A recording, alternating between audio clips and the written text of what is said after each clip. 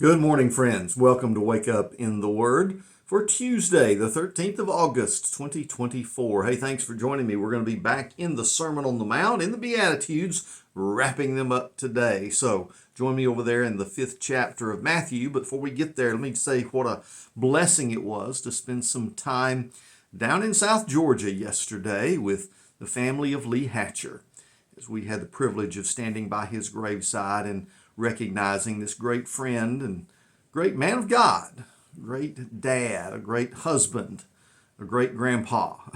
he's one to be remembered and blessed now to be a part of that family of God that's gone on before us, waiting for the rest to join them soon. Well, as we get to that time, I think it was wonderful, even in the heat of the day, to be out there by the graveside with Linda, with Trey and Angela and Leanne and Fred, and then all the grandkids, the friends, all the other relatives, and just celebrating a life. But more than that, celebrating the fact that we have a hope that is ours in Christ Jesus that the rest of the world doesn't have. Now, sometimes the world just kind of puts up with us. They just kind of keep us at arm's length and deal with it. But sometimes the world reacts negatively. And for some reason, they just can't stand what we do have as Christians, and they turn their actions into persecution. That's what Jesus closes this section on the Beatitudes with, a blessing for those who are persecuted. Let's see what he says, the 10th verse of Matthew chapter 5. And remember, this is the last Beatitude, the last in the list. But it's even more than that. We'll see in just a moment. He said, "Blessed are those who are persecuted because of righteousness, for the kingdom of heaven is theirs." And this is the only one he actually comments on from the rest of the list by saying in verse 11, "You are blessed when they insult you and persecute you and falsely say every kind of evil against you because of me." So hang on, there can be persecution for all kinds of reasons, but the beatitude, the blessing, only comes if you're being persecuted for the cause of Christ. Keep that in mind. Verse 12, "Be glad and rejoice, because your reward is great in heaven. For that is how they persecuted the prophets who were before you." Now, when Evans comments on this, he puts it all in perspective here when you think of this last beatitude. It really is in reference to all of the rest.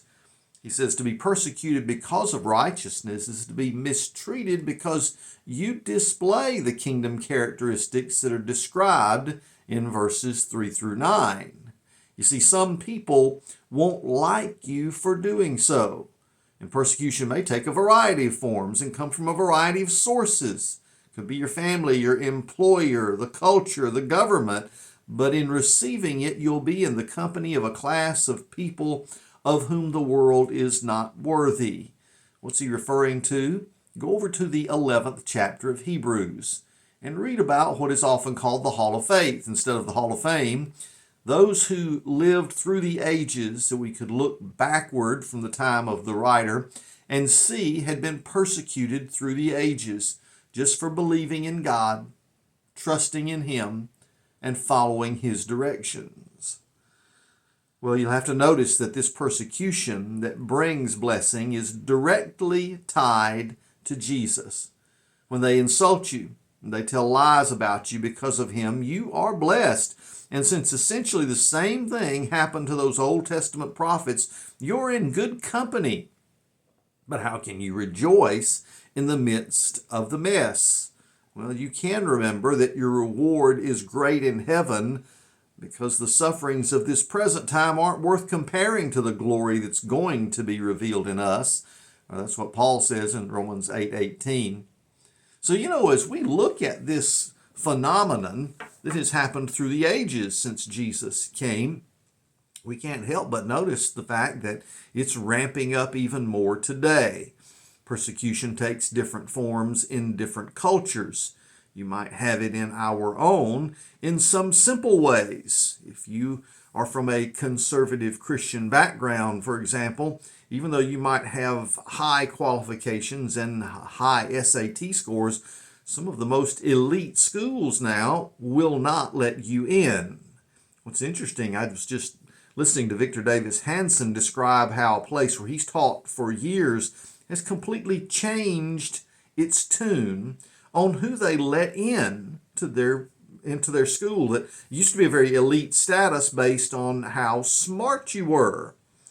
But here recently, it's been discovered that of the tiny number of people that can present a perfect SAT score at Stanford University in California, 70% of those applicants were denied.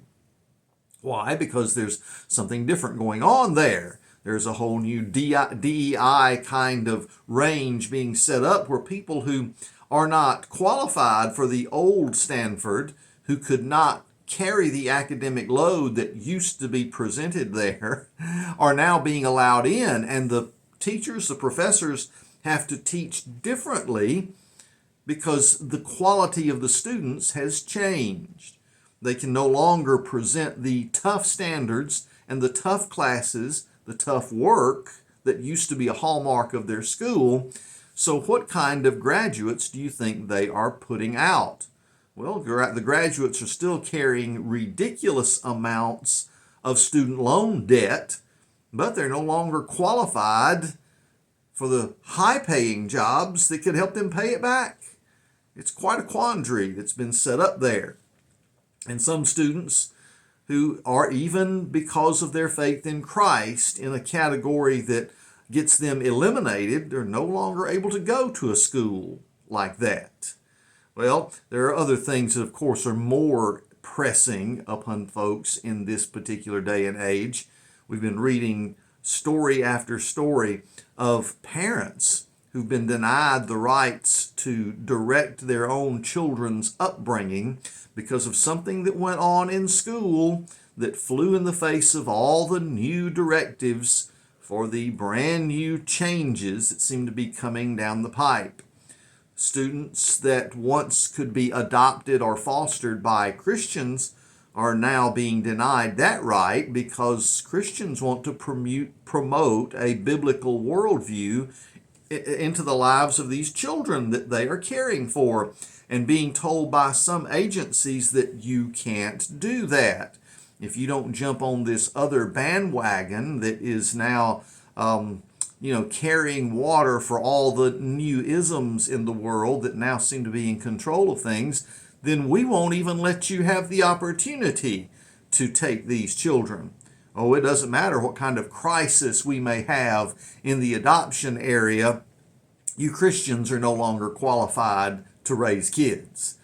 You think this is an unusual anomaly? It only happens one or two places? No, it's happening across our country in a number of places. Scary thought. But the persecution that's happening to Christians in America isn't anything compared to what's going on in the rest of the world. Now, that may be changing because even as the news media demonizes folks that have had the same Christian values for centuries, do the same things in their churches, like teach the principles of Christian living, have a Christian flag and a flag of the United States of America on the platforms of their church, and do something like say the Pledge of Allegiance and a pledge to the Christian flag and to the Bible during Vacation Bible School, are suddenly dangerous to our society because these people are Christian nationalists. You've got to watch for them. It's strange what's going on in our country, but we are nowhere near where many places in the world have been for some time, where Christians are persecuted to the point of death. There is literally still going on in Africa a genocide of some Christian communities being attacked over and over by Islamic terror groups inside Africa, and no one seems to be able to hold them accountable. Some of the other countries around the world where it's dangerous to be a Christian might even be parts of Asia, of India, of China, and other places. And in those circumstances, some of the most heinous crimes ever are being committed against people just because of Jesus and their belief in him. Well, friends, the Bible's telling us in this beatitude that if you're one of those folks suffering under those kind of circumstances, there's extra reward coming for you in the world that really matters. That's the world to come. The world that's going to be in full control one day when the Prince of Peace, the one who gave us these Beatitudes, returns to be in control of it all. I'm looking forward to that day, aren't you? God bless you. I'll see you again right here tomorrow when we wake up in His Word.